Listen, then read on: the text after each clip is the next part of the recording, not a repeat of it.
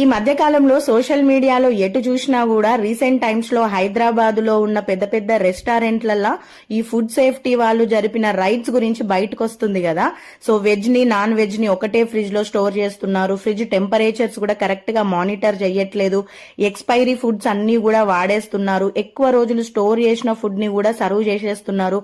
Kitchens కూడా అంత neat గా ఉండట్లేదు. బొద్దింకలు పురుగులు ఎన్నో కూడా ఫుడ్ ఐటమ్స్ లో కలిసిపోతున్నాయి అని చెప్పేసి ఒక 10-15 పేర్లు అయితే బయటికి ఇచ్చేసిరు కదా. ఈ 15 రెస్టారెంట్లకు తోడుగా ఇంకొక 200-300 రెస్టారెంట్లను కూడా ఆ లిస్ట్ లోకి యాడ్ చేసినా కూడా తినటోడు తింటనే ఉంటాడు. వానికి చెవు మీద పేను కూడా వారదన్నట్టు మొండోళ్ళు ఉంటారు కదా, వాళ్ళని ఏం చేయలేరు. కానీ ఇట్లాంటి న్యూస్లు చూసి అమ్మో తినొద్దు అని భయపడేటోళ్ళు ఉంటారు కదా, అలాంటి వాళ్ళన్నా కొంచెం మారితే చాలన్నట్టు.